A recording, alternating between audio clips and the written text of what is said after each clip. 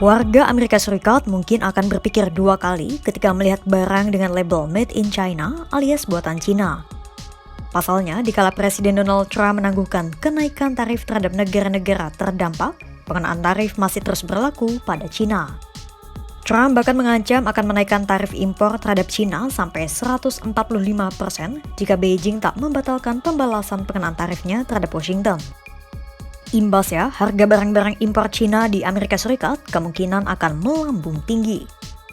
Pertanyaannya, barang apa saja yang akan mengalami dampak dan tindakan apa yang telah dilakukan warga Amerika Serikat?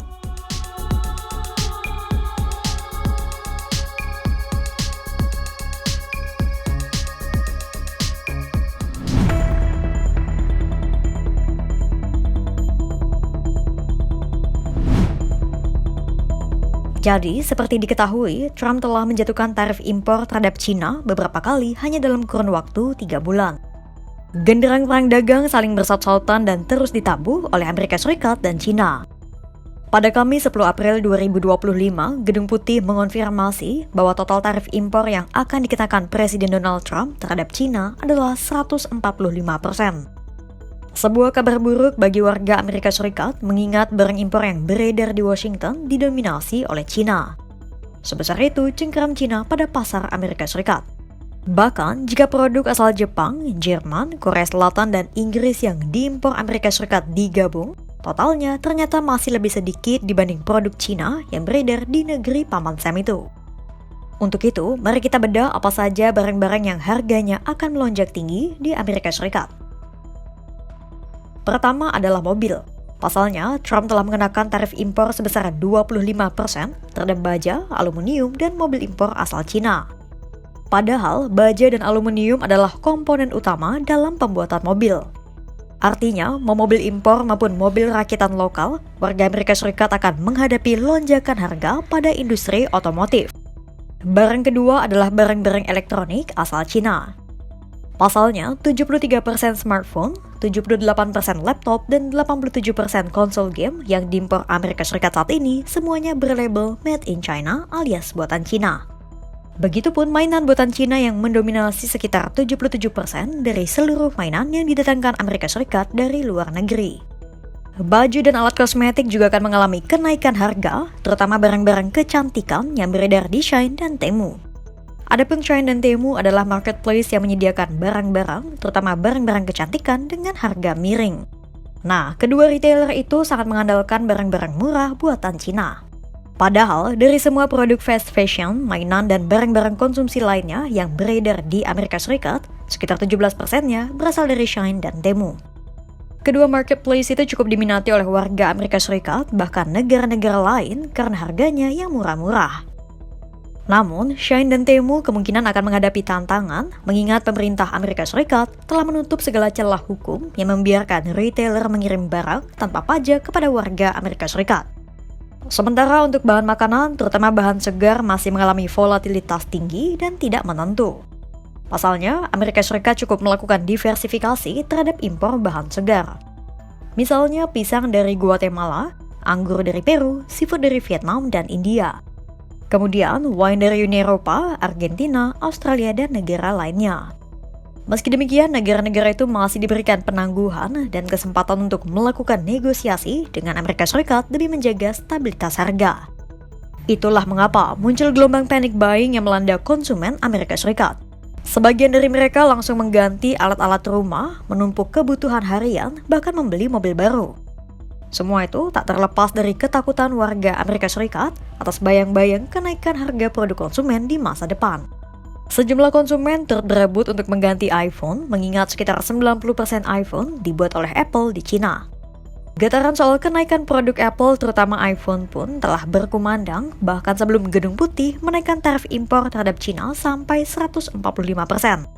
Pertanyaan selanjutnya, bagaimana perang dagang antara Cina dan Amerika Serikat berkobar selama 3 bulan belakangan?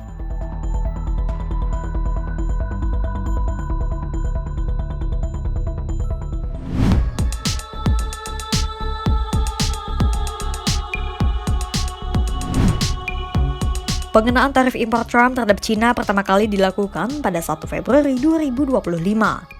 Kala itu Trump mengenakan tarif impor sebesar 10% terhadap semua barang asal Cina. Kemudian 9 hari kemudian, tarif sebesar 25% diberikan hanya pada baja dan aluminium. Sebulan kemudian pada 3 Maret 2025, tarif tambahan sebesar 10% kembali diberikan, menjadikan tarif impor terhadap semua barang Cina sebesar 20%. Lalu pada 26 Maret 2025, tarif sebesar 25% kini tak hanya menyasar baja dan aluminium, namun juga mobil buatan Cina yang diimpor ke Amerika Serikat. Nah, barulah pada 2 April 2025, kenaikan tarif impor Amerika Serikat terhadap Cina melonjak signifikan.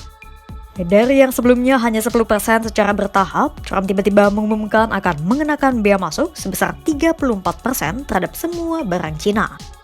Jika di total, tarif impor terhadap Cina sebesar 54% saat itu. Hari itu tak hanya Cina yang menahan napas akibat kenaikan tarif. Hampir 180 negara lainnya turut merasakan hal yang sama. Bedanya, Trump mengumumkan penangguhan penerapan tarif impor terhadap negara-negara yang terdampak tarif impor lebih dari 20%. Penangguhan dilakukan selama 90 hari. Namun, Cina terkecuali dari penangguhan itu. Bukannya ditangguhkan, Trump justru menambah tarif impor terhadap Cina sebesar 50% dari tarif sebelumnya pada 8 April 2025. Artinya, total tarif impor yang dikenakan Trump terhadap Cina sebesar 104% saat itu. Genderang perang dagang terus ditabuh. Trump kembali mengancam akan memberikan tambahan tarif impor sebesar 40% terhadap Cina pada 9 April 2025. Artinya, per Jumat 11 April 2025, tarif impor yang diancamkan Trump terhadap Cina adalah 145%. Namun, Cina tak gentar. Cina terus membalas. Pada 4 Februari 2025 alias 3 hari setelah pengenaan tarif impor pertama, Cina mengumumkan tarif impor terhadap gas alam, batu bara, dan mesin pertanian asal Amerika Serikat sebesar 10%. Lalu pada 4 Maret 2025, Cina mengenakan tarif bea masuk sebesar 10%, kembali dikenakan pada makanan dan produk pertanian asal Amerika Serikat.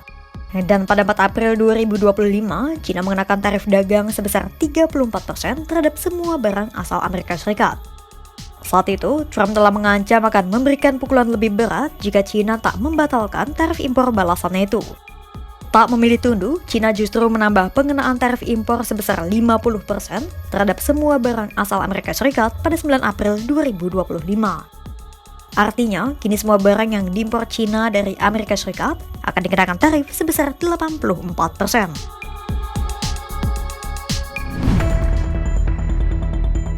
Itu tadi sejumlah barang-barang asal Cina yang harganya kemungkinan akan melonjak di Amerika Serikat. Sebagai rival, Cina dan Amerika Serikat sama-sama berdiri kokoh dalam perang dagang kali ini. Meski demikian, junturnya tetap saja warga sipil yang harus menanggung bebannya. Harga melonjak, pasar saham terus menunjukkan warna merah. Meski sempat mengalami kenaikan karena penangguhan, volatilitas pasar saham tak hanya di Amerika Serikat, namun dunia termasuk Indonesia masih tinggi. Kira-kira sampai sejauh mana Amerika Serikat dan Cina akan bertahan dalam perang dagang yang intens antara keduanya? Simak terus perkembangannya hanya di kanal YouTube Kompas.com.